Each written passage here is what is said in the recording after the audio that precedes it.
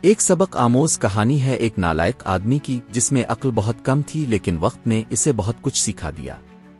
ایک گاؤں میں خوشی نام کا ایک شخص رہتا تھا۔ لوگ اسے نالائق خوشی کہتے تھے کیونکہ وہ نہ پڑھا لکھا تھا، نہ کوئی ہنر جانتا تھا اور اکثر بے وقوفیوں کے کام کر بیٹھتا تھا۔ گاؤں والے اس کا مذاق اڑاتے مگر وہ چپ رہتا اور کبھی کسی کو برا بھلا نہیں کہتا تھا۔ ایک دن گاؤں میں اعلان ہوا کہ بادشاہ سلامت قریبی علاقے میں آ رہے ہیں اور انہیں ایسے لوگ درکار ہیں جو خلوص دل سے کام کریں چاہے وہ کم عقل ہوں۔ خوشی بھی وہاں جا پہنچا۔ جب دوسرے عقل مند لوگ اپنی چالاکیوں سے ایک دوسرے کو نیچا دکھا رہے تھے تو خوشی خاموشی سے درخت کے پتوں سے سب پر سایہ کرتا، پانی بھر بھر کے سب کو پلاتا اور مسکرا کر ہر ایک کی خدمت کرتا۔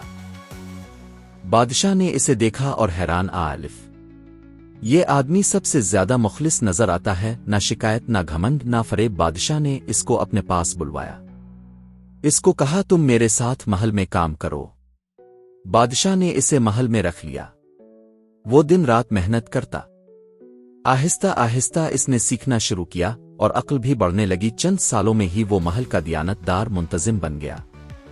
جب خوشی واپس اپنے گاؤں آیا تو وہی لوگ جو اسے نالائق کہتے تھے اب سب اس کی عزت کرنے لگے۔